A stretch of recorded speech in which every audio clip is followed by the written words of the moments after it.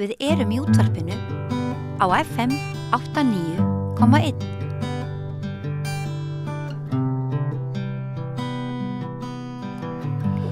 Komið bless og sæl. Gestur minn í dag Sveinn Rúnar Hauksson, læknir, sem ætlar að spjalla hvað ætlar hann ekki að spjalla því að hann hefur komið svo víða við. Vertu velkominn, Sveinn Rúnar. Gæði fyrir. Mér datt í huga að fá því í spjall við mig vegna þess að stundum þegar að svona átök geisa eins og í Palestínu, að þá eins og fólk, almenningur verði svona dálítið ónæmur fyrir þessu.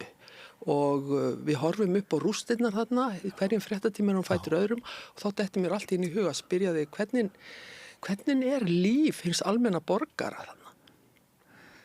Þetta náttúrulega ekkert líf. Það, eins og þetta núna, það eru lang flestir sem að hýrast í tjöldum, lélugum tjöldum mörgum hverjum og fáir sem eru í húsarústum og hafa reynt að koma sér fyrir á einhverjum hlutum sem ekki alveg fallir að jörðu og það engin atvinna, ástandið algjör skortur á öllum sviðum.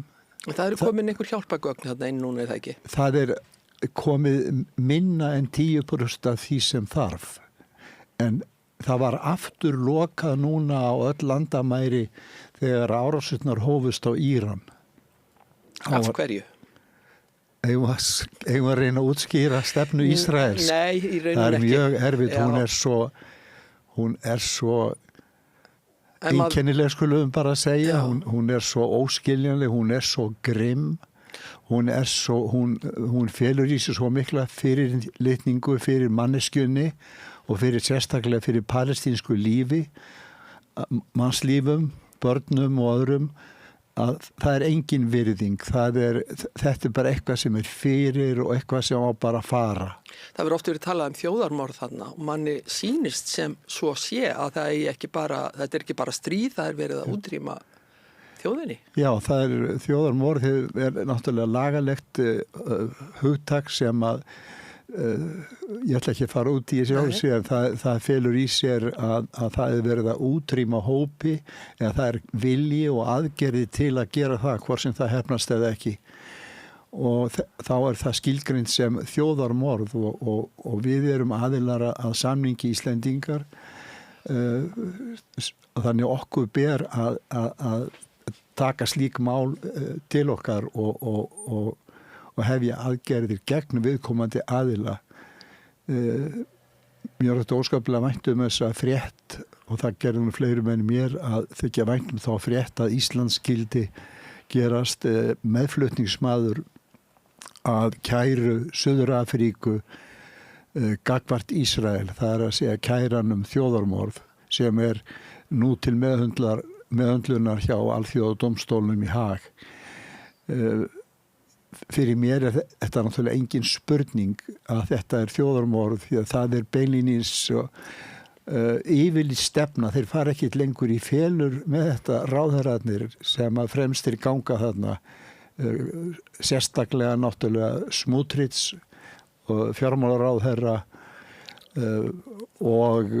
og Ben Gvir, þjóðaröryggisráðherra. Þetta eru svona menn sem að Netanyahu hefur sér á hægri og vinstri hönd og eru gríðarlega öfgafullir og tal þeirra svo ótrúlega hatursfullt að þú getur ekki ímyndað þér það. Og þetta búið að vera lengi svona.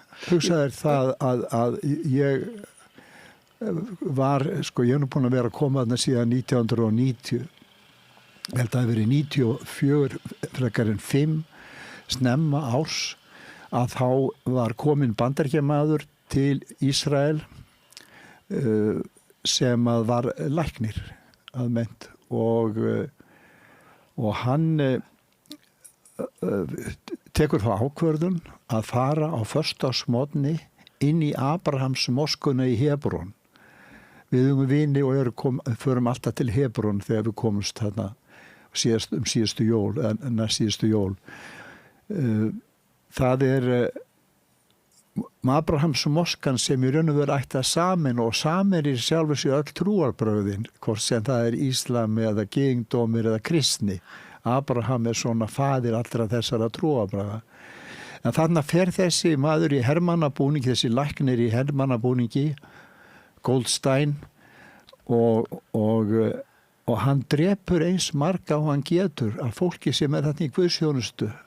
Bara saklusum borgurum? Bara saklum, aðalega, þetta í Suður kirkjunni hjá okkur af guðsþjónustunum þessum tíma, þetta aðalega eldra fólk og svo börn. Og komst hann upp með þetta? Hann komst upp með þetta. En hann fellur sjálfur þarna í moskunni, en hvernig bregst umhverfið við, hann fordæmdur fyrir þessi morð, þetta fjöldamorð?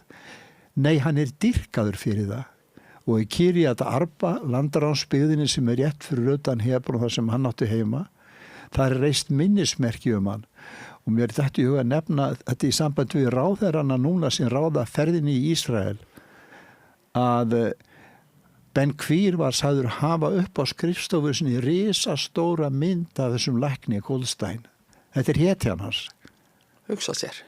Þetta andrúmslofti sem að barnin alast upp við í Ísrael. Já, en ég velti fyrir mig Sveitrúnar að það ekkert mjög langt síðan að það geisaði stríð í Evrópu, í Júgóslavíu, fyrir Júgóslavíu. Já. Þar voru menn dæmdir fyrir þjóðarmorð. Já. Hver munurinn á þessum tveimur stríðum? Það í sjálfu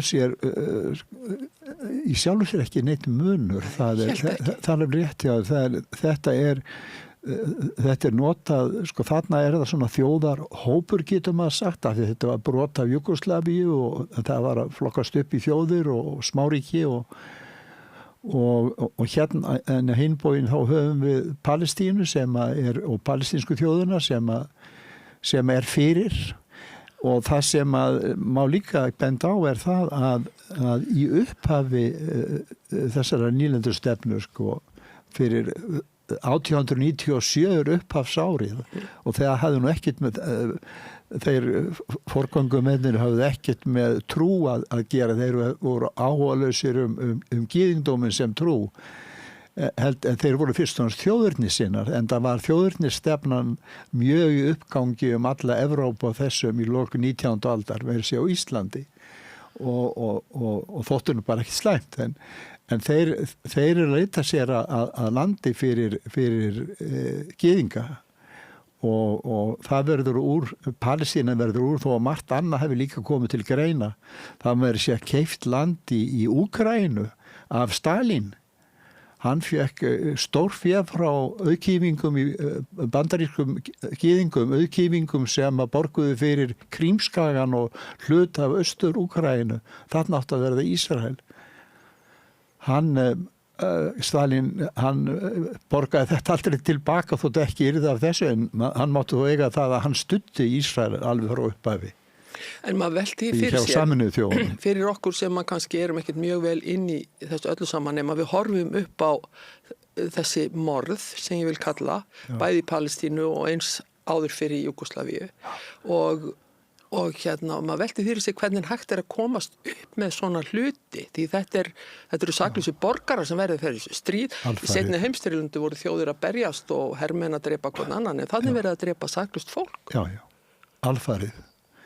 Og það sem ég skil ekki, okkur alþjóðasamfélagi lætur þetta viðgangast. Svona lengi. Hefur þú trú á því að Netanyahu verið einhvern tímann kallaður til saka fyrir þetta?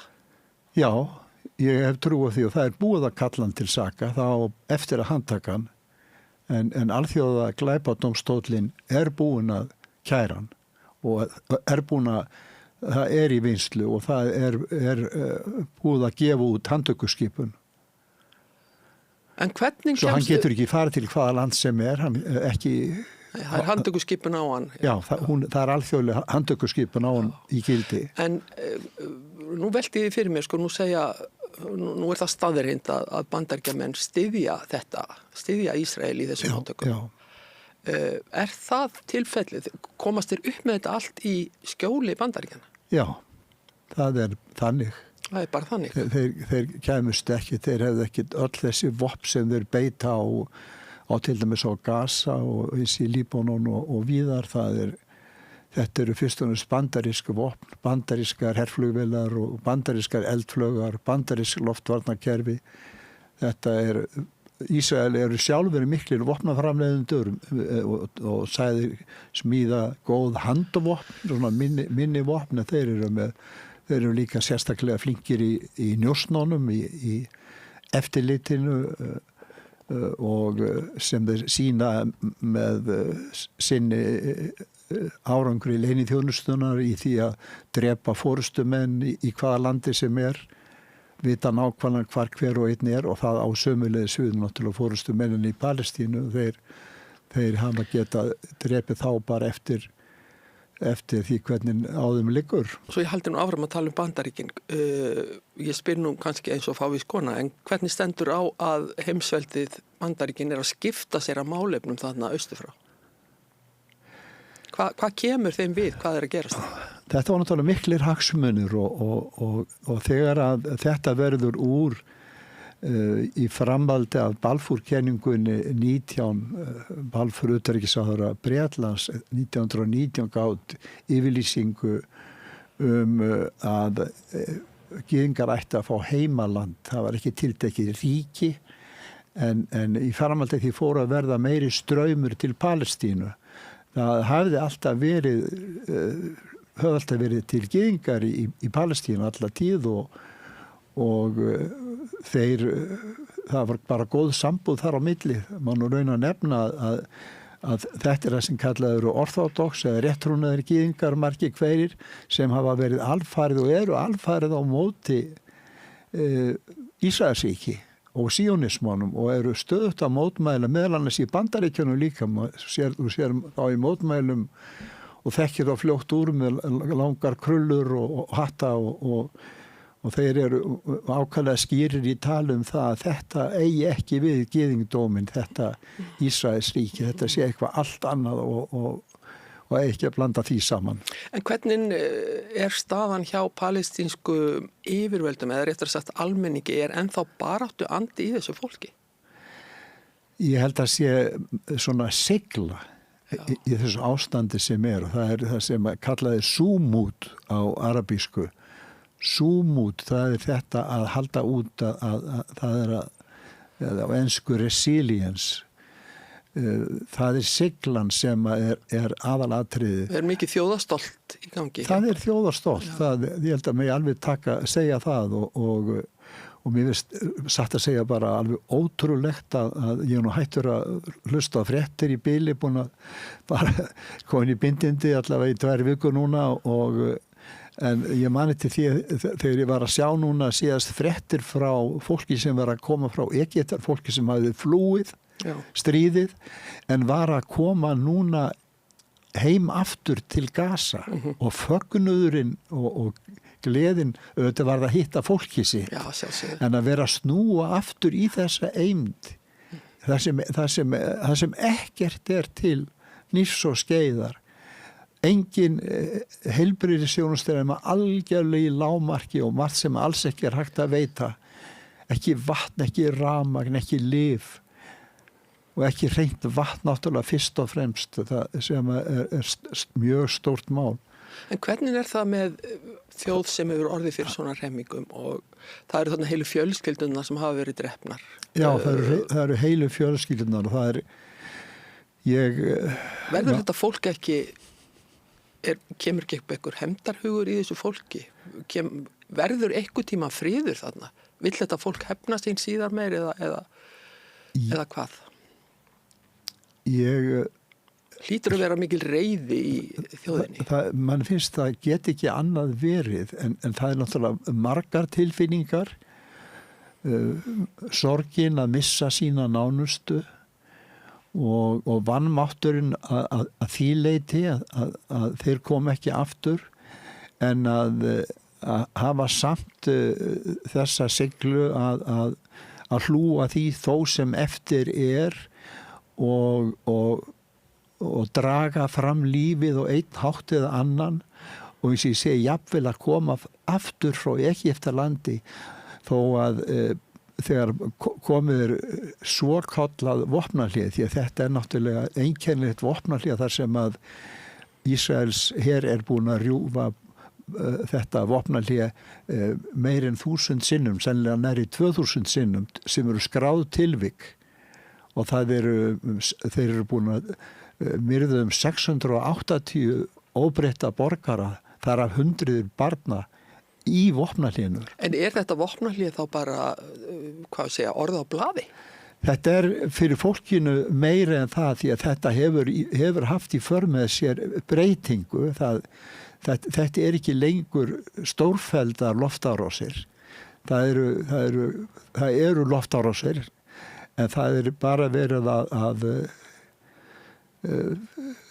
ekkert bara, það verið að gera árásir og það eru síðan tengdar einhverju málamynda tilefni að það hefði einhver farið yfir gululínuna og það hefði einhver sérst verið með byssu í hönd og finna einhverjar ástæður. Já, þeir finna búa til einhverjar svona ástæður þannig að það engin viðurlög við að brjóta þetta og halda fólkinu við efni þar að segja í hræðslu ástandinu að það geti komið sprengja hvar og hvenær sem Það alveg jafnt verið að koma hjá vinnum mínum í Jabalia eins og hjá fólkinu í Khan Yunis sem sunnalega nálægt Rafa. Aftur á móti Jabalia, ég nefni Jabalia því að það einn af þeim spítulum sem ég heimsótti alltaf á vegum alþýðufylkingarinnar og þar voru stærstu flóttamannabúðirnar og Jabali svona staður sem hefur orðið hvað harðast úti ef hægt að þetta nú svo mörg svæði sem hafa algjörlega verið jöfnuð við jörðu en það virtist verið svona dálítið uppáhalds skotmark fyrir hjá hernum og það var að því að andstaðan var öflug í ef maður getur fundið einhverja skýringu þá það eins og í Jenin á Vesturbakkanum sem annað svona vinsælt skotmark sem nánast búið að eyða öllu og flæma allt flotta fólki, allt fólki burt. Nú þú búin að koma þarna nokkuð oft undanfarin ár? Já, ég búin að koma oft. Ég búin að koma áraðanlega oftar en 20 sinnum. Ég kom fyrst 1990, þá ferðuðust við þangað gegnum Kaíró, ég og sér Rögnvaldur Finnbogason, hann skrifaði nú bókum þetta ferðalag okkar, hann var fyrsti formaður félagsins Ísland-Palestína og var það í 3 ár, ég var hans varaformaður og tók svo við 91 en við fórum bæði á Vesturbakkan og vorum svo sem ekkert saman, hann var svona meira á vegum kirkjunar, ég var meira á vegum Rauðakrossins eða Rauða Hálmánans var í boði Fatih Arafat, bróður Yasser Arafat, sem var forseti Rauða Hálmánans og hann sá til þess að það var tekið á móti mér og mér var sýnt allt þarna. Þá kom ég til Jenin, í fyrst auðvitað til Jerúsalem og suðrum til Betlehem og Hebron, en eins norður og en líka yfir á Gaza og þar eignaðist ég fyrsta vinina á Gaza. Ég vissi ekki sjálf sig hver þetta var, hann var læknir og hann var yfirlæknir á Ali arabíska sjúkrahúsinu sem enska biskupakirkjan rekur. Í fréttum var alltaf sagt baptistar, en það vegna að fólk verið ennþá að kalla þetta baptistasjúkrahúsið, en það var fyrir 70-80 árum sem að baptistar voru með, en fyrir löngu síðan tók enska biskupakirkjan og ég held mér við þetta smáatriði vegna þess að þetta kirkja Karls Bretakonungs og þeir skildum vita það Bretar að það verið að bombardera sjúkrahúsið hans eða þessari kirkju sem mjög mikilvægt lítið sjúkrahús Ali Arab Hospital sem í miðborginni í Gaza. Stóra sjúkrahúsið sem ég náttúrulega fór að stunda mikið og heimsækja og það var Shifa en það var á þessum fyrsta tíma undir stjórn Ísraelsmanna. Þannig að fólki vildi ekki fara þangað á átakatímum og fór frekar í hitt litla sjúkrahúsið Ali arabíska. En Sveinrúnar, margir velta fyrir sér þessum mikla áhugaðínum á Palestínumálum. Já. Hvernig kom hann til? Hann kemur í raun og veru, hann á svolítið sögu, sko. Ég vil eiginlega rekja hann til kirkjuna. Við vorum nú að tala hér biskupa áður en við byrjuðum samtalið. Við vorum að spjalla saman hérna frammi. Ég fór ungur á árum með kallavinni mínum, Sigurbjörns og Hannesi Péturs og séra Vigfúsi sem seinna var. Sá okkar allar en hann skildi verða prestur, við ætluðum aldrei að trúa því. Hann var svo skemmtilegur og hann var alltaf að fýblast, en við fórum og færar stúlkur og fórum til Bandaríkjana á vegum þjóðkirkjunar og ég var þarna á tímanum rétt eftir Kennedy, 64-5. Kennedy var ekki búin að liggja ekki 1 ár í gröfinni þegar þetta var og mikil áhrif svona frá svona frjálslindi og kirkjan sem ég var í, hún var svona, ég vil ekki segja vinstri sinni, hún var svona frjálslind bara og bandarískan mælikvarða og þær voru þá margar mótmælenda kirkjunar, þetta var Congregational Church, en ég var í nemataskiptum alþjóðlegum sem hétu kristilega alþjóða ungmennaskiptin og við kölluðum þetta KAUS og stofnuðum samtöksöðu þegar við komum heim, þá var hún búin að vera argangur undan okkur, þá var ég alltaf í þess að stofna félög og þetta var eitt fyrsta sem við kallu og fleiri stofnuðum, það var samtöksskiptinema, KAUS samtöksskiptinema og upp úr því spratt ýmislegt. En sko, þessi nemendaskipti, þau settu á dagskrá fyrir okkur unglingana mjög róttækt prógram, bara svo ótrúlega róttækt að hugsa til þess í dag. Það voru 3 aðalatriði sem við áttum að horfast í augu við. Það var kallað confrontation of realities, raunveruleikin í heiminum. Hver er hann? Hann er það að bilið milli ríkra og fátækra fer alltaf vaxandi. Bilið milli ríkra og fátækra og þetta var kallað vaxandi arðrán í heiminum.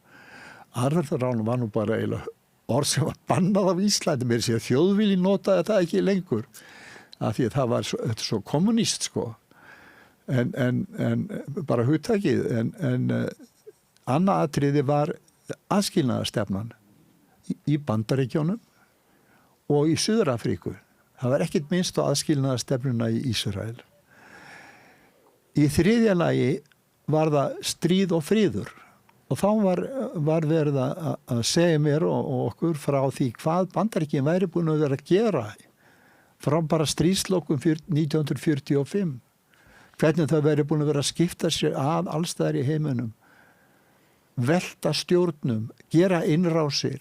Það var ekki bara verið að tala um Víetnamstríð, það var verið að tala um þetta allt sem var búið að vera að gerast í það var Guatemala meðan ég var hérna úti en Guatemala var 54, það var hvort það var Dominikanska lífveldi þarna þegar ég var hérna úti og svo náttúrulega færðist Víetnamstríðið á nýtt stig og ég sko, við sem kristinn ætluðum við bara hvernig bregðumst við með þessu, hvernig bregðumst við kristnir við þessu ástandi í heiminum, ætluðum við bara að ganga framhjá eins og flestir gerði í sögunum Samverjan, miskunnsama Samverjan, eða ætlum við að vera eins og hann, miskunnsami Samverjan sem var náttúrulega útlendingur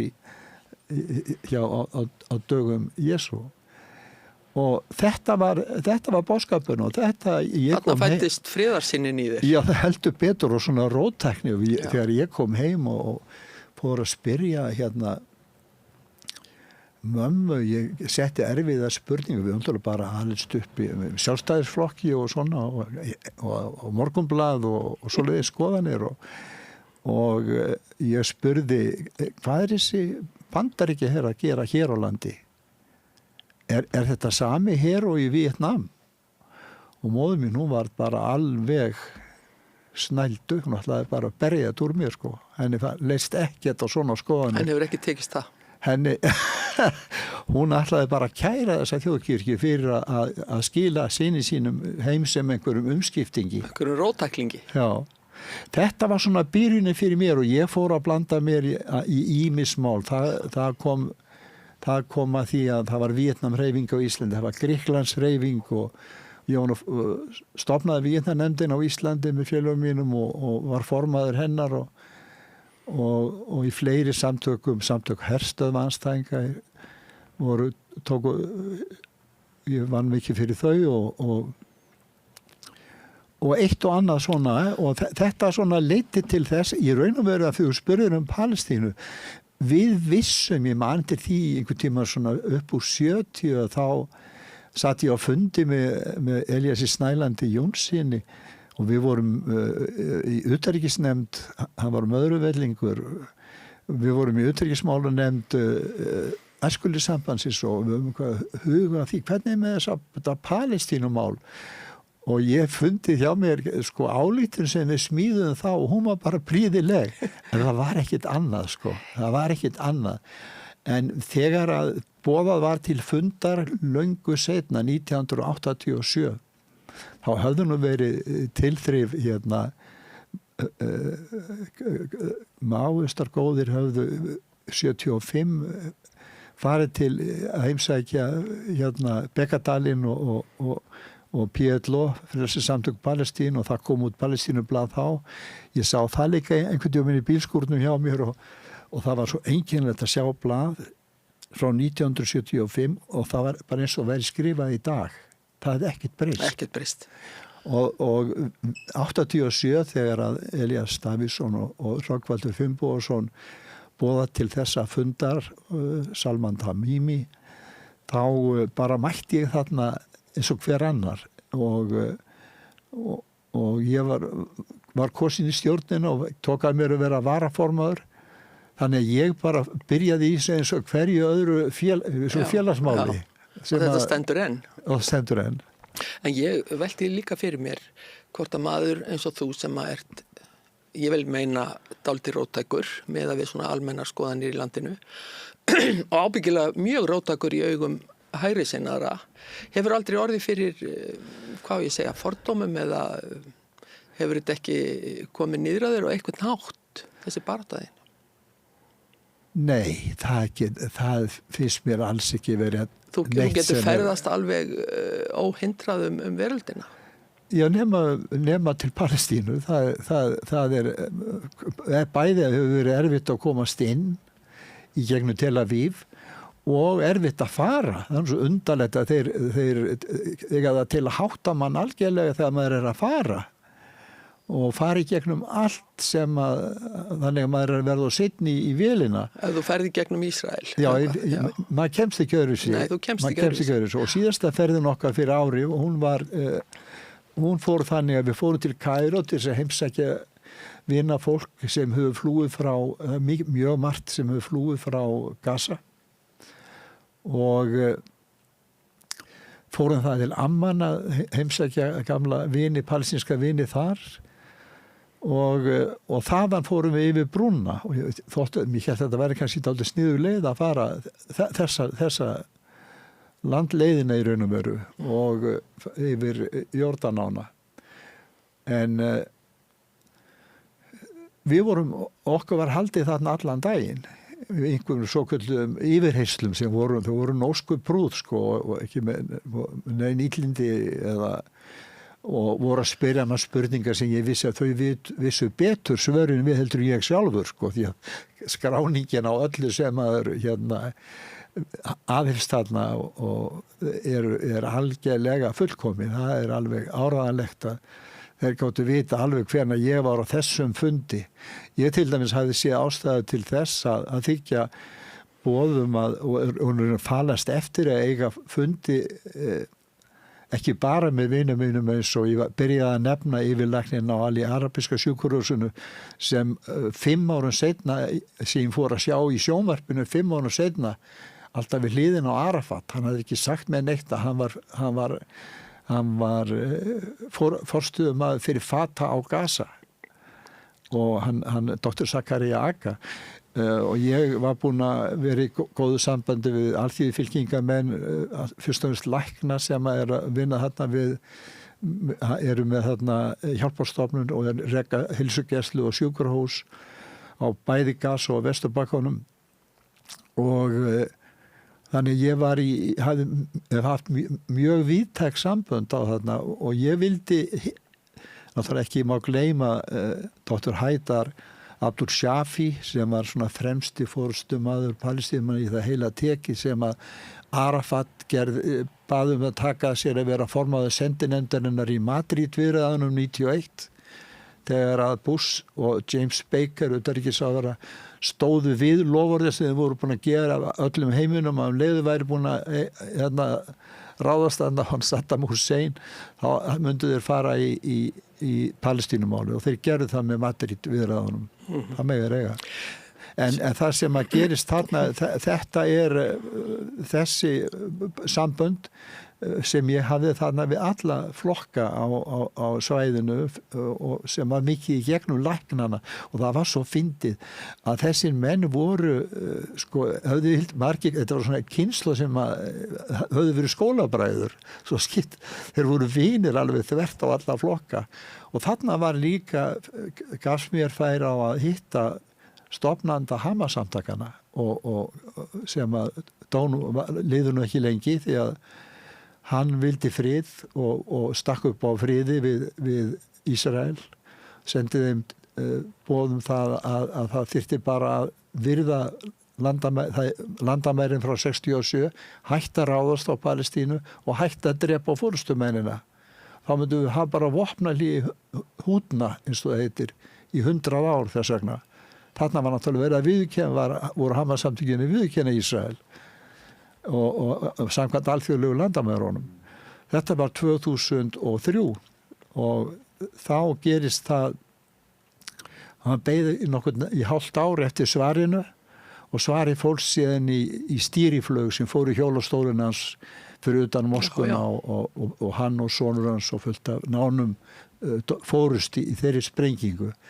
Þannig hefur þetta verið. Það hefur gengið á ýmsu þannig. Já, ég fekk að hitta hann og það var alveg yndislegt og ég fekk líka að hitta Ismail Haniyeh sem tók óskaplega vel á móti mér. Hann var þá, Abbas hafði falið honum eftir kosningasigur að mynda stjórn og hann var forsætisráðherra og hann tók ná á móti mér eins og ég væri forseti Íslands en það var óskaplega góður móttöku og góður fundur sem ég átti með honum ákvæðlega kurteis maður eins og er eiginlega svona mesta hrós sem gefið í Palestínu, það kurteis, það þýðir svo mikið og þeir sprengdu hann Ísraelsmenn leyniþjónustan, þeir sprengdu hann upp í Teheran fyrir svona ári síðan eins og manst og hann var annars svona friðarins maður sem vildi ná. Það er ekki vel séð hjá Ísraelsmenn? Nei, þeir taka fyrst þeir taka fyrst hófsömu leiðtogana, þeir eru mest fyrir. Sveitur núna, ég veit að við getum talað endalaust hvernig þróun hefur verið þarna í Palestínu. Hún hefur náttúrulega verið eins og kannski alþjóð veit, lítið gerst á þessum árum til hagsbóta fyrir þjóðina, fyrir Palestínu. En þegar þú fórst þarna út og talar alls konar fundi sem þú setið með hinum á þessum ráðamönnum, ertu þetta sem læknir eða ertu þetta bara sem áhugamaður? Ég er náttúrulega formaður Félagsins Ísland-Palestína. Og að hlúa að þeim samskiptum og í barnaskap kannski var ég ofta tíðum líka að svá í pólitíkina sem að náttúrulega kom mér í sjálfu sér ekki við nema bara óbeint vegna þess að ég sagði við þá að ef að þið spillir svo mikið fyrir okkur sem erum að styðja Palestínu ef þið eruð að rífast endalaust innbyrðis eins og þegar ekki var hægt að mynda þjóðstjórn það var nú áhugi Hamas var að mynda þjóðstjórn eftir kosningasigurinn en það fékkst ekki annar vinnur okkar en öðrum flokki, smáflokki Dr. Mustafa Barghouti, hann vann manna mest að því og það er eina stjórnin sem hann hefur fallist á að fara inn í það var þjóðstjórn sem að var í stuttan tíma en hún var náttúrulega ekki viðurkennd af Ísrael og þar með ekki af Bandaríkjunum og ekki af Evrópusambandinu. En svona félagskapur eins og Ísland-Palestína skiptir þetta máli fyrir palestínsku þjóðina?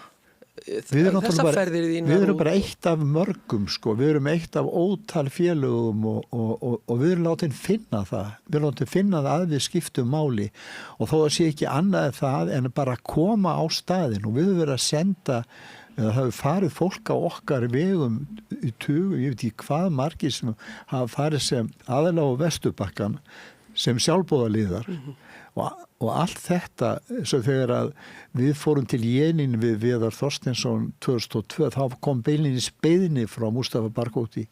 Þá hafði herinn gert innrás í, manns kannski eftir þessu, þegar þið settust fæðingakirkju frelsarans í Betlehem, þeir réðust inn í Ramallah og hvað byrjuðu þeir að gera? Þeir byrjuðu ekki á því að drepa fólk. Þeir byrjuðu á því að ráðast inn í bankana og í þjóðskarona.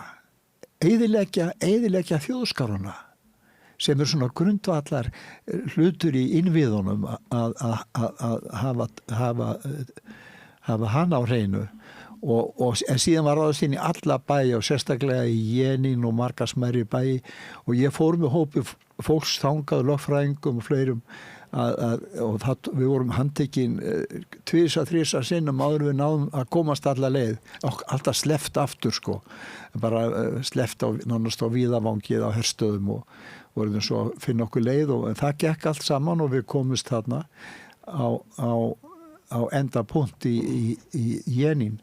En nú hefur oft farið þá kynntist maður þessum algjöru rústum og það kannski sterkasta tilfinning sem ég á, þó ég hafi hvað eftir annað komið til Gaza ég kemur þetta 1990 og 92 síðan kom ég ekki til Oslo á árunum svo kom ég næst með Guðbirni Björnssyni lækni sem við höfum verið á ráðstöfum áfengismál í Kaíró og ég sagði, ég skal koma með til Kaíró ef þú kemur með mig til Palestínu og Guðbjörn kom með mér, yndislegur ferðafélagi og hann hafði nú bara aldrei séð neitt þessu líkt og hans augu opnuðust algjörlega fyrir veruleikanum þannig þá var nefnilega þegar við komum þarna 2000 þá var að byrja önnur intifada sem að byrjaði með því að Sharon fór upp á Musturishæðina og sörgaði hann í augum múslimanna og þá urðu mótmæli og þá var herinn tilbúin að skjóta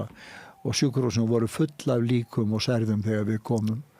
Þannig að þetta hafa mikið reynsla og síðan eftir þetta hef ég kom ég á hverju einasta ári og stundum 2 ára ári, alveg til 2018.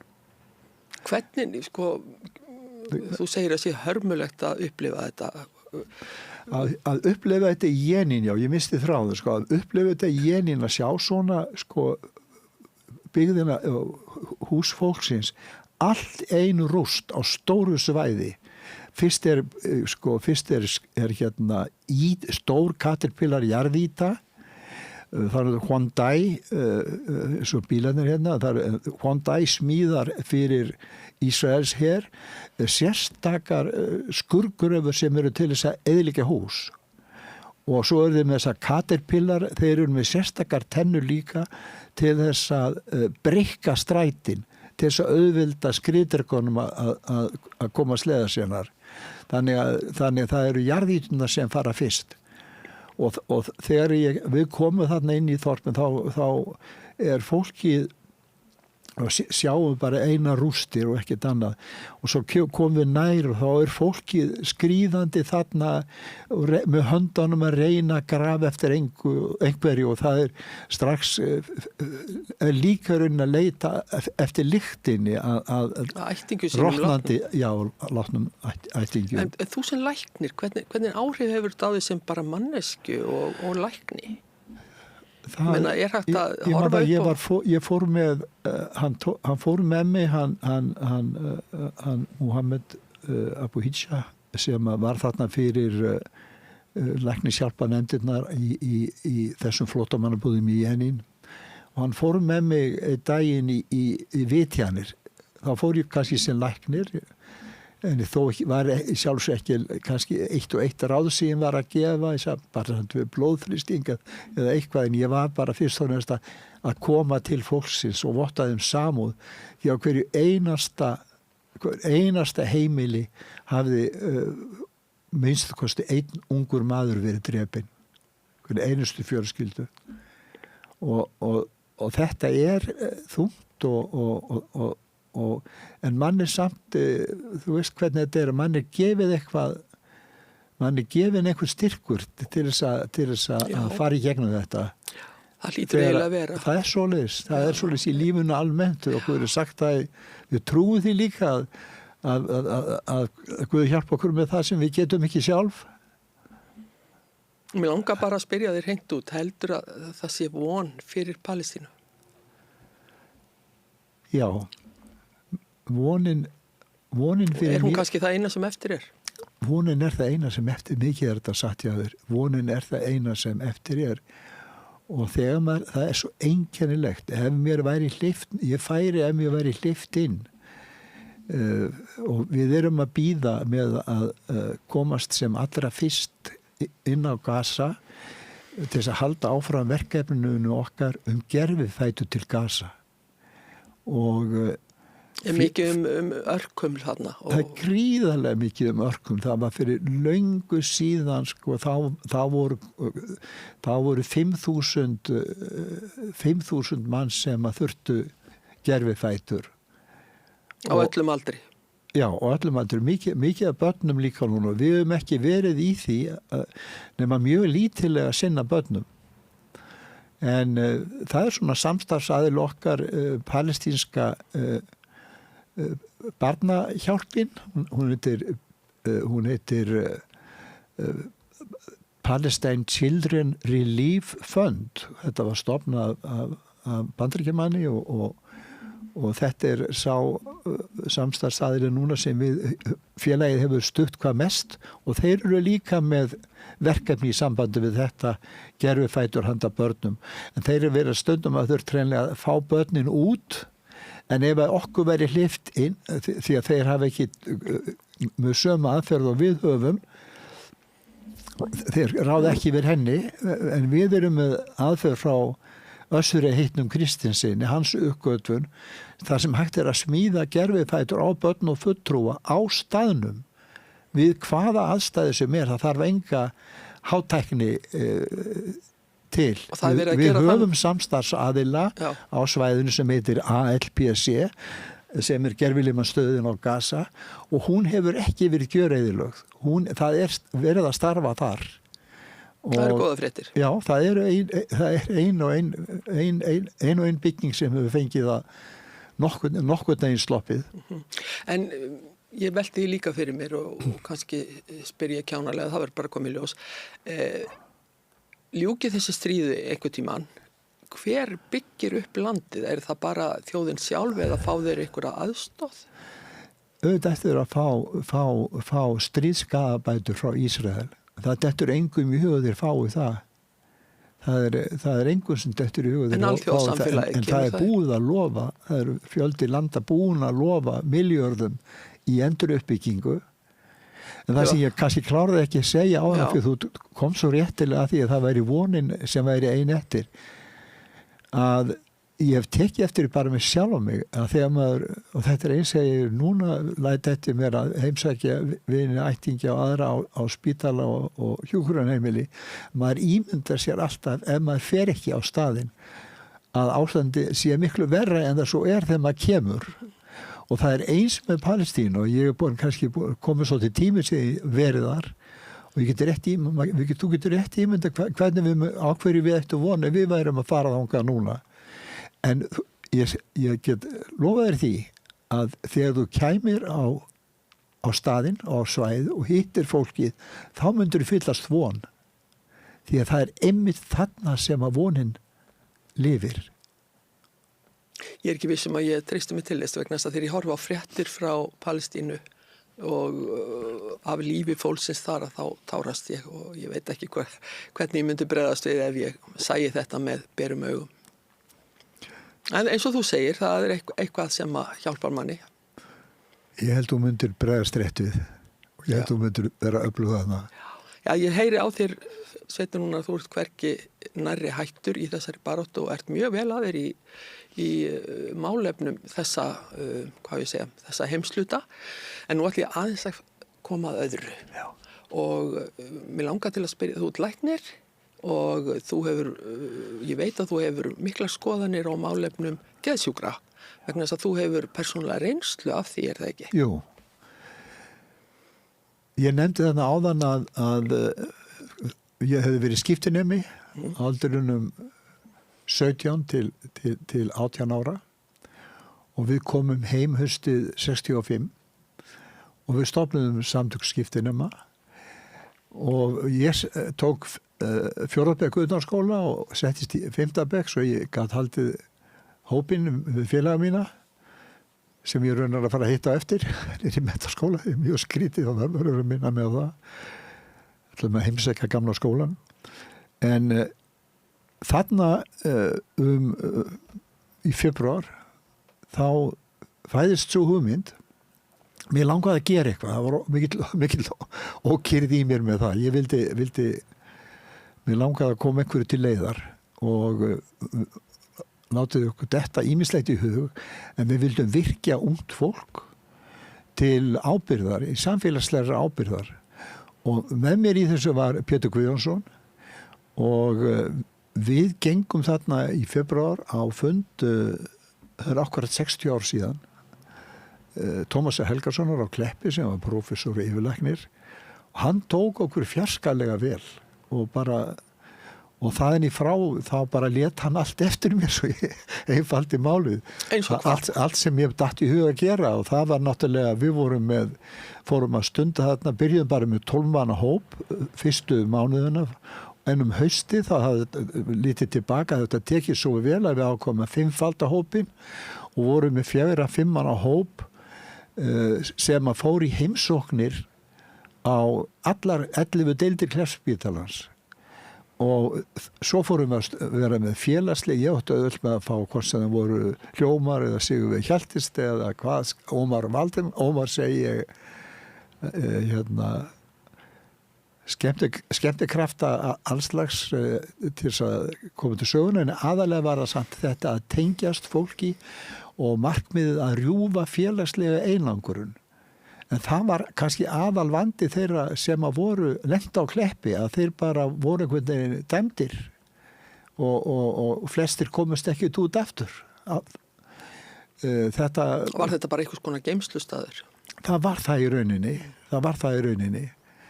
Þetta átti eftir að breytast mikið á næstu árum og áratugum og margt er það varla þekkjanlegt en sumt hefur því miður ekki breyst. Þetta kölluðum við tengla og þeir eru í rauninu núna að halda upp á 60 ára afmæli í þessu viðtali við þig. En nei, ég segi svona.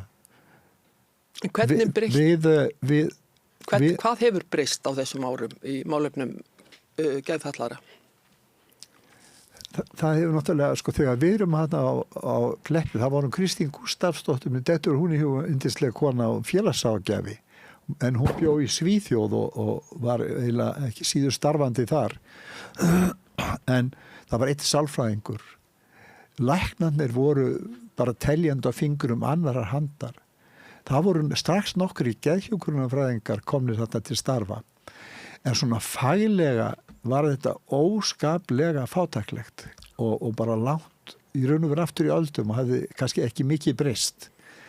Það ríktu líka ákveðin fordómar. En Tómas var framfarasinnaður maður og hann barði síðan fyrir því að fá geðdeild á Landspítalann og það var mikil framför. Það voru líka ákveðin fordómar gagnvart geðföllum á þessum árum. Það voru miklir fordómar og þeir eru enn, það er eitt af því sem ekki hefur breyst. Það er verið að fylgjast með því og mæla þessa fordóma og þá kemur í ljós að fordómar gagnvart þessu sem kallaðir eru alvarlegir geðsjúkdómar, þá eru verið að tala geðklofa og geðhvörf, að þeir eru ekkert að lagast. En það var náttúrulega fyrir okkur var þetta mikið mál að rjúfa þessa félagslegu einangurinn og berjast gegn fordómum en líka mannréttinda málin. Það er að segja kannski upplifðu sumir starfsmenn að við verðum svona að horfa yfir öxlin á þeim og gera kröfu til virðingar að sjúklingum væri sýnd virðing. Það er lykil hlutverkið. Það er lykil hugtaksvegi og þeir séu meðhundlara eins og hverjar aðrar manneskjur en ekki bara einhverjir gripir sem að... Já, eins og hverjir aðrir sjúklingar, ég minna, þetta bara sjúkdómur. Já, líka það. En af hverju þessi áhugi á geðfötluðum sérstaklega? Ég held það sé hjá mér auðvitað átti ég frænku sem hafði verið á Kleppi og ég hafði heimsótti hana en ég var ekkit meira tengdur þessu en aðrir. Bara eitthvað sem kallaði á þig? Já, ég veit ekki hvort þú vill hleypa mér í það að fara að segja mína sögu. Ekkert frekar. Ég alveg til í það, ég alltaf til í að segja hana, það er bara svo, henni hætti til að vera kannski helst í löng. En hún tengist kannski því sem að svolítið í og fer væga sagt í töðunar á mér núna. Það svona mikill áróður fyrir hugvíkandi efnum. Hér ég að tala blessaða sveppina og ég hef orðið var við að þeir hafa nú þessi smá skammtar, mikrodósar eins og maður á víst að segja, gagnast tímabundið einum. En þessu fylgir svona almennur áróður fyrir því helst að prófa þetta allt saman, sýruna og alsæluna og en þessi hugvík hefur ekki heyrt hugvíkandi líf. Eitthvað af þessu viðurkennt á heilbrigðisyfirvöldum? Nei, ekki nema ketamín, það notað á slysadeild vegna þess að það gott, mjög gott eiginlyf í stórslysum og hefur leið þessi áhrif á hugan. En ég ætla að segja það að þessi áróður fyrir þessu og þetta sé eitthvað maður getur bara lekið sig að og nota til þess að líða betur og skilja sjálfan sig betur og heiminn allan. Þetta nákvæmlega sami áróður og ég var að hlusta á fyrir rúmri hálfri öld. Fyrir rúmri hálfri öld. Þá var verið að kynna hér á landi svona kringum 68. Þá var verið að kynna hass, cannabis. Og svo líka og svona Nei. Þetta var bara, eins og ég segi, sem hugvíkandi til svona nánast sem skemmti efni eða sem efni til að hafa áhrif á hugan. Þetta var ekki hvað ég segja, ólöglegt á þeim, Manst ekki eftir? Jú, hefur þetta ekki alltaf verið túlkað sem... Þú varst að vísu í löggunni, það allt sama. En þetta hefur alltaf verið túlkað sem fíkniefni. Þetta fíkniefni. Já, þetta það. En því var logið að manni að það væri engin ávani eða fíkn í sambandi við kannabis. Þetta var nánast eins og guðskjöf. Og þegar þetta kynnt fyrir mér, þá var það sálfræðingur og geðlæknir, pólskur og íslenskur sálfræðingur og aldraður faðir hans, 3 menn sem svona vígslu athöfn. Því að ég var sjálfur bindindismadur og hafði verið fram yfir 20, smakkaði ekki hvítvínsglas þegar ég var stúdent og þarna ég að verða 22 ára. Og þá ég kynntur fyrir þessu efni. Ég verði alveg hugfangin að þessu. Mér fannst þetta svo stórkostlegt. Þetta gekk allt saman upp sem að lofa var. Ég skildi sjálf mig betur og allan heiminn og var í kátasti með þetta og vildi endilega kynna sem flesta fyrir þessu efni. Ég gerði sem sagt hassisti. Já, það ekkert annað. Sem betur fer, þá var erfitt að eiga við þetta efni hér á landi nema þú verið í góðu sambandi við Kanan út á herinn. Og það var ég ekki. 18 ára móðurbráður sem var að vinna þar en ég fór ekki þangað. Og það þýddi að maður var alltaf í vandræði með að útvega sér þetta efni þessi fyrstu ár. Þetta ekki svo núna. Það sagt, þú fáður þetta allt innan 20 mín bara á netinu, sent heim. Það virðist vera. Hvað sem þú vilt. Og þarna var þetta erfitt, en þegar ég eftir að segja skili við læknisfræðin í bíli fór til fór fyrst, var búin að vera að vinna fyrir listaháttíðina, kynntist þar leikkonu frá Svíþjóð, fór með henni til Svíþjóðar og svona og stakk hana svo af og fór til Berlínar og þá var Og varstu þá að reykja hass? Já, allan tíman. Já. Þá var ég komin í Sælureit því að þar var alveg nóg að hafa. Gósenland fyrir hassista. Gósenland af svörtum Afgan. Og það var ekki sögum að spyrja þegar ég fekk nóg af efninu. Já. Þá var þessi litli heili bara, hann réð ekki við það. Og ég var áður en varði bara hreinlega geðveikur af neyslinni. Já. Og mér skildist nú á Tómasi seinna að þetta hefði nú bara verið geðveiki. Því að þeir áttu eftir að lækna mig á Kleppi. Ég var hálft ár í Þýskalandi og endaði dvöluna þar á því að vera lokaður inni á geðdeildinni í Tübingen og slapp svo heim á gamlársdag og ég gekk laus, fór á pop-up-burinn og Óla með afa og þarna í janúar 71 og reykti og var snar, ætlaðist að taka þátt í sýningunni og lét svo pappa eða stjúpa minn keyra mig inn á Klepp. Þótt ekki værinum í viðtal. En þar var ég nú skilin eftir og það var svona, fekk ég alvöru meðferð. En það sem var svolítið sérstætt við það, þegar ég var svo fluttur af opnuðu deildinni 3 og það var ekki að hafa mig þar, heldur settur og lokuðu deildin á 10, galladeildin, að þá var það svolítið skrýtna móttöku sem ég fekk, vegna þess að þar átti ég þó nokkra vinir úr tenglastarfinu og þeir gútturuðu mig ekki sem sjúkling. Þetta var, nei, þeir leti ekki plata sig svona, þeir sáu í gegnum það að þetta var bara nýtt skref í tenglastarfinu að nú láta þeir ekki duga að koma í heimsóknir til okkar, nú leggjast þeir inn. Þannig byrjaði þetta. En ég læknaðist þarna alveg á Kleppi á 4 vikum eða svo og var skýr í haustum aftur. Og hefur verið það síðan? Nei, langt í frá. Nú. Já, þetta þú bauðst þessu heim. Nei, svo komu 10 ár og ég fór á fullu í Víetnamstarfum haustið og önnur félagsstörfi og þóttist líka verið í læknisfræði.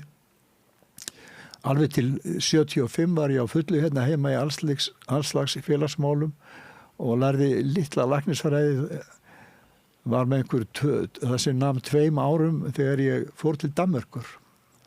Og þar var ég í 4 ár og gekk mjög vel og kláraði læknisfræðina þar. Ég miðaði við það því ég fór til Danmerkur 75, 30. apríl, að það var lokadagur Víetnam, sigur í Víetnam. Bandaríkin gáfust endalega upp og flúðu svo fætur toguð upp í þyrlur og út á sjó. Og þar með lauk Víetnamstríðinu endalega. Þá kom það svona tómarum hjá mér. Og ég segi, nú verði ég ákveða hvort ég ætla að verða læknir eða ekki og þá fór ég til Danmerkur. Og þegar ég kom í viðtal hjá námsráðgjafa hann úti og ég sagði nú hvað ég hefði verið mikill slugsi í þessu námi og sleði og ég hefði bara ekkert gert og ég hefði verið tómu rugli, félagsmála rugli endalaus og hann vildi vita hvað það væri og ég fór að telja fyrir honum félagsmálin og hann bara lyftist allur upp og fannst þetta svo stórkostlegt. Það einmitt svona menn sem við þurfum í læknisfræði, sagði hann og greiddi götu mína alveg hreint og mér var tekið 2 höndum þarna í Árósum læknadeildinni og það var mjög góðu tími með konu og seinni önnur dóttirinn fæddist þarna úti. En ég ætla að segja að þegar ég kem heim þá ég búin að fá nóg af þessu hassi en ég búin allan tíman vera að dingla í því. Eitthvað fikta við það. Já, alltaf. Og maður lígur því að sig að maður geti ekkit án þess maður þurfi, ef maður ætla eitthvað skemmt sem maður ætla að fara í njóta bíó eða tónleika eða kynlífs eða hvað sem þá þurfi alltaf hassið við þetta er hreint ávanalíf og svo líka annað sem kom í ljós þegar ég gerði spindindismadur upp á nýtt og hætti allir í neyslu daginn sem ég kom heim til Íslands eftir námið 1. nóvember 79. þá bara hrundi kynntist nýju manni sem var bara kvíði og þunglindi og gat ekki sofið, aldrei átt erfiðleikum með svefn, fyrr eða síðar, ekki einu sinni í maníum því að ég bara nefndi ekki að sofa, það var margt skemmtilega að gera og hérna, þannig að maður sefur náttúrulega lítið í maníum í sjálfu sér. En þarna gerist það að ég held þetta út og tók enga hjálp, skrifaði ekki upp á róandi eða svefntöflu fyrir sjálfa mig eða neitt og heldur lét mig bara hafa þetta og mætti alltaf í vinnuna og var óskaplega vinsæll, ég var svo þögull og kyrrlátur og rólegur og hérna, en fannst ég alveg ómögulegur. Ég, eftir allt námið, þá hafði ég enga skilning á því að þetta verið frákvörf. Því að kannabisefnin, þau hafi í för með þessi frákvörf, rétt eins og róandi lyf, eins og valium, eins og bensólyfin. Og það er þessi kvíði og þunglindi. Og sem getur verið mánuðum saman, hálfu og heilu árið þess vegna. En ég vissi alveg hvernig átt að lækna þetta. Það var bara fá aftur í pípu. Það myndi ég hressast. Og gerðu þið það? Það gerði ég leið og sko ég bara var á þrjóskur. Ég gerði ekki af því ég var svo þrjóskur. Þá hélt ég út 5 mánuði, en þá átti ég erindi til Kaupmannahafnar og þá var ég ekki lengi að biðja vinur minn að kveikja í pípu. Og þá hrestist ég. Og þá upplifði ég síðan í fyrsta sinn því ég hélt áfram reykingunum að fara upp í svona hrein og tæra maníu. Þá eignast ég þennan sjúkdóm sem eru kallaðir geðhvörf eða bípólar á útlensku. Og enn?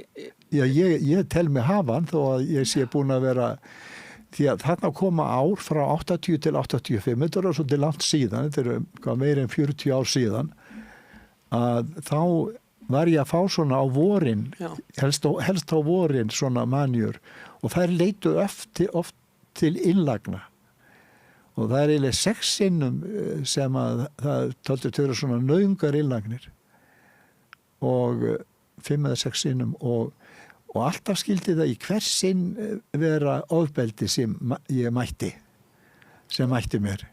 Hvar? Á geðdeildunum. Já. Og þá var ævinlega þannig að það var alls sama hversu kátur og glaður og ég maður sem hef aldrei slegið til nokkurs manns og aldrei hvarla að mér að skada mig eða taka mitt í lífið en eitt svoleiðis. Þannig ég féll ekki undir mjög mikilvæga skilgreiningu sem hefur verið í lögunum sem til undantekningar þegar beita má sjúklinga ofbeldi. Það svo 28. greinin í lögræðislögum. Það þetta með að þú ert hættulegur sjálfum þér eða öðrum. Þú kannast við þetta. Já, en hvernig gastu verið skilgreindur sem slíkur rólegheittamaður? Þegar ég myndur ekki kalla mig rólegheittamann. Það er kannski einum og að kalla rólega, þú ræður því. Þú vilt kalla mig rólegheittamann. En ég meina, hvernig var ofbeldi réttlætt? Já, það er það sem að það er ekkert réttlætt. Það er bara misnotað. Og þetta ákveð bara við mig, þetta er bara verður að rútínu af því að heimildin er fyrir hendi að vakthafandi geðlæknir, hann getur tekið þessa ákvörðun, hann metur sem svo að þetta þurfi, þá voru kallaði til 6-7 strákar sem réðust á mann og feldu mann á gólfið eða Jafnvel þó að þú hefur ekkert verið að gera? Já, algjörlega. Öll skiptin. Nei, þess ekki alveg. Nei, þetta er bara rútínan. Þetta hefur verið rútínan og er enn þann dag í dag. Þetta hefur þú breyst svolítið með tilkomu svo kallað varnarteymis. Kannski er það kallað öryggisteymi í dag. Trump myndi kallað stríðsteymi. Og við Trump ætti ég að segja. Kallað árásarteymi.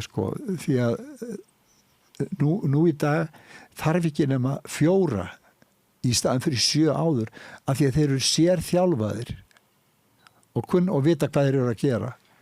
Já, mér finnst mjög eðlilegt að það þurfi kannski einstaka sinnum að beita ofbeldi til þess að bara verja sjálfan sig og aðra. Já, einmitt. Maður sem gengur þarna inn og já. Ég skil ekki hvað veldur því að hann beittur ofbeldi fyrir gefur. Ég spurði einmitt læknir sem var þeir hefur aldrei verið í mér neini reiði út í þetta fólk eða þá sem bera ábyrgð á þessu. Mér var þetta svona meira eiginlega hálfsbaugilegt sko og hérna þú svo að sé það náttúrulega alls ekki því að þetta alvarlegt mál fyrir þá sem fyrir verða margir bera þess raunar aldrei bætur sko að verða fyrir svona ofbeldi en þetta hefur ekki haft skadað mig, ég get ekki viðurkennt það. Gott að heyra. Og ég var aldrei reiður út í þann til dæmis læknir sem að gera þetta mér síðast og hann var maður sem að geðlæknir sem að ég vísaði meiri segja til ákveðnum kvillum og hann var mikið að vísa fólki til mín líka og allt gott á millega. Ég spurði hann eins og læknardögum hérna, manstu þetta? Já, ég segi mér, hann myndi vel eftir þessu. Og aðtuga það sko, mér fannst skipta svo miklu máli saðan að koma fólki sem fyrst í svefn og líka sjá til þess að þeir sköpuðu ekki óróa á deildinni. Svo þetta var svona hagkvæmni sjónamið. Hann gerir sér ekki grein fyrir því að hann að brjóta alvarlega lögin, sko. En svona þetta bara. Já, ekki gott að heyra. Sveinrúnar, ertu ennþá starfandi sem læknir? Ég hætti núna, ég var 78 ára í maí og ég miðaði einmitt við hennan 30. apríl 75. Það voru akkurat 50 ár liðin í fyrra og þá lét ég undan konunni minni að loka stofinni. Ég varð 78 ára þannig nokkru dögum seinna. Hvað ert að sýsla þessa dagana? Ég ætlaði að taka til í bílskúrnum. Ég lofaði sjálfur mér því sem þýðir að því ég svona safnari og ég á óheyrilegt magna skjölum og gögnum úr þessum félagsmálum. Og það eina sem ég átti þegar að ég skildi hérna og það hefur fylgt mér. Ég hérna átti yndislega konu sem að hérna mér ennþá mjög mikil svirði og okkur, hún svo mikil, það eru svo mikla vinkonur, hún og Björk kona mín og ég átti 3 börn með fyrir konunni en hún sem von var neittist til að skilja við mig þarna í þessu síðasta skipti sem að ég síðustu maníunni 85 og eftir það þá fór ég að horfast meir í augu við þetta og ég fór smám saman að átta mig á samhenginu og það gerðist líka að ég fekk síðan vinnu ég neyddist þess að opna stofuna þarna 85 og þannig ég var búin að vera með henni í 40 ár þegar ég lokaði núna í fyrra og ég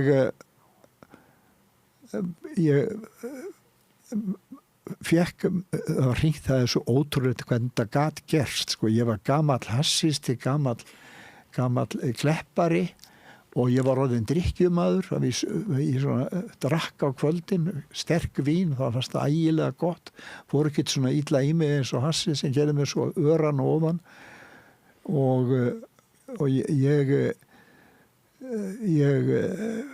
fæ hringingu og ég beðin að taka að mér að gerast yfirlæknir, ég veit þú trúir sig ekki, á meðferðarstofnun.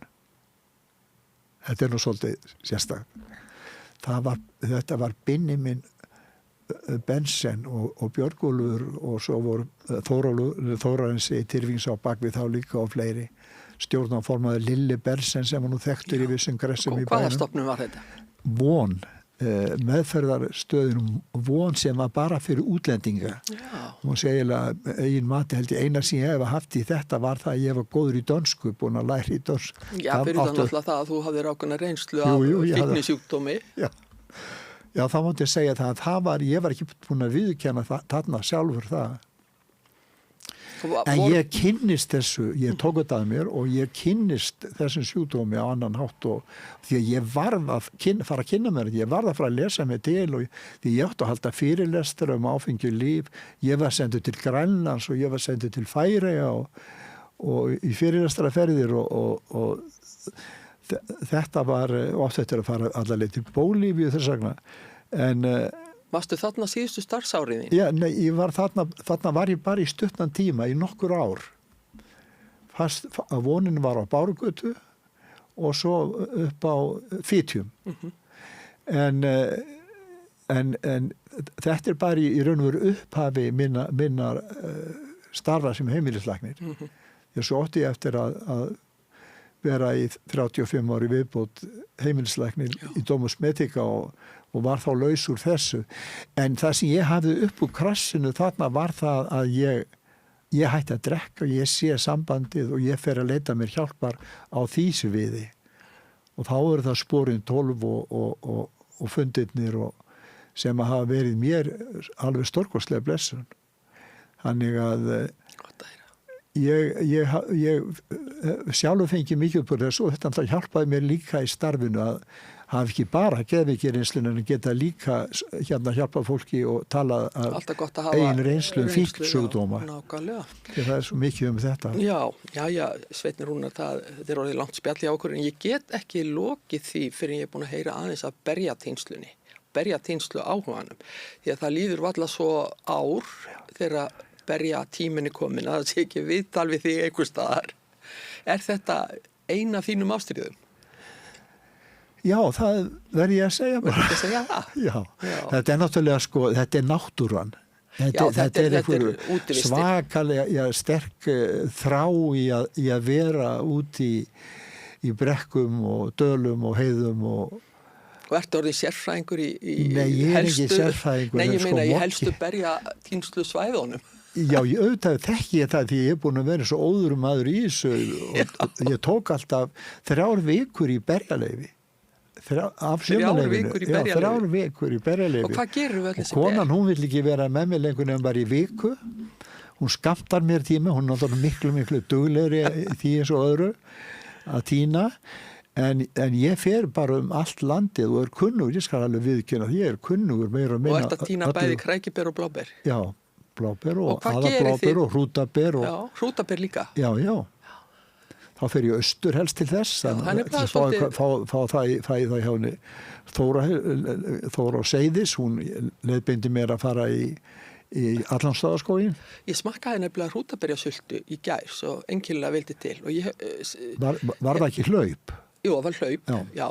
Og ég hef aldrei heyrt að hrútaberin væru nýtt svona, ég verð nú bara að viðurkenna það. Nei, þá býrðum maður til saft og svo hlaup.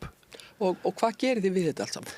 Við fristum og eigum, þannig ég veistu hvað, ég fekk ekki aðabláber. Ég er svo pjattaður að ég vildi ekki vera með bláar tennur hjá þér í þættinum að ég var að fara í sjónvarp. Svo ég sleppti aðbláðbörjunum í morgun. Annars var ég aðbláðbörn hverjum degi í hafragrautinn minn. Já. Og Er hægt að nota berjatínslu á aðalbláðbörjun? Ég vil náttúrulega helst ekki segja frá því. Sko, þetta er eitt að... Ég hef prófað og það gengur ekki alveg nógu vel. Jú, það fer svolítið eftir linginu.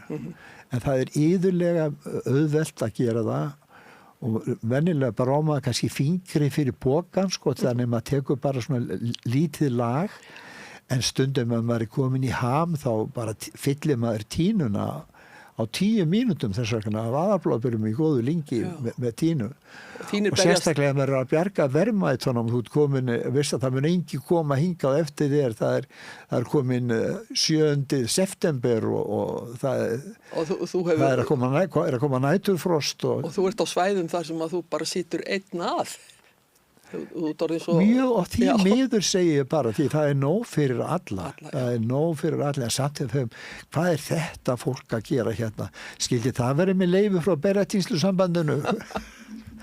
Nei, ég þetta er búið að fylgja mig lengi og ég er óskaplega þakklátur ömmu og mömmu fyrir að hafa farið snemma með mig í Berjamó og Eva mín, kona mín fyrirverandi, hún var alltaf verið, og líka ef Björk nennir ekki þá bara byrja hana. Já, en ég verð nú að segja svona alveg að lokum eina litla sögu. Ég er vestfirðingur og týndi heilmikið af bláberjum fyrir vestan eitt árið. Já. Og við byggum okkur til þessa fínu ostaköku með bláberjum og ná. Já. Svo þegar ég var að skera fyrstu sneiðina þá skrýður könguló upp á bláberjunum. Nei, hvað segir? Mér leist ekki alveg á það. Reyndar er ég mjög hrædd við köngulær og það háir mér svolítið í berjatinslunni. Þær eru út allt. Ja, þær eru vinkonur mínar sko. Já, það er nefnilega það. Og þær vísa mann og berjum og eins og allir vita. Já. En við náttúrulega söftum og ekki gleyma því og þú nefndir hérna hlaupið og söltuna en það voða gott að eiga í fristinum alltaf eins og fersk, eins og ný aðalbláber og svo er Björk fræg fyrir sína aðalbláberja tertu. Hún komst á forsíðu Gestgjalans og svo ég mótti mér nú aðeins af konunni minni. Já, mótt það alveg. Já. En Sveitrúnar, það komaði leiðalokum hjá okkur og ég ætla að hleypa þér heim í tiltektina í bílskúrnum. Var það sem þú ætlar að fara að gera? Jú, svo er ég bara að syngja. Núna er ég konið í 2 kóra. Ég er bæði óperukórnum og söngfélaginu. Svona í bíli, annars er ég bara söngfélaginu. Þegar þú ferð í sumarlandið og verður skrifið minningagreinu þig, það verður ekki nægilegt pláss fyrir öll félagstörfin sem þú hefur tekið átt í. En þetta var nú útudur. Þakka þér innilega fyrir komuna. Það var mjög gaman að spjalla við þig og í rauninni hefði ég getað spjalla við þig miklu, miklu lengur. Það er í alveg, þú hefði getað slegið hann Smára út. Já, ég hefði getað. Hann tók ekki nema rúma 4 tíma, en við vorum bara hálnaðir. Svo mista hann bara heilsuna í bíli. Nei, má ekki grínast með hann. Ástar þakkir og ég beði heilsaspúsuðinni heima. Já, takk fyrir það. Við lifum á tímum þegar þörfin fyrir opna og gagnrýna umræðu er brýnni en nokkru sinni fyrr. Ég heiti Ólína Kjerúlf Þorvarðardóttir og ég styð og vel samstöðina, sjálfstæðan og óháðan fjölmiðil. Alþýðufélagið er eigandi samstöðvarinnar. Markmið félagsins er að auðga og bæta umræðu í samfélaginu. Allir geta gengið í Alþýðufélagið með því að skrá sig fyrir áskrift að samstöðinni. Samstöðin.is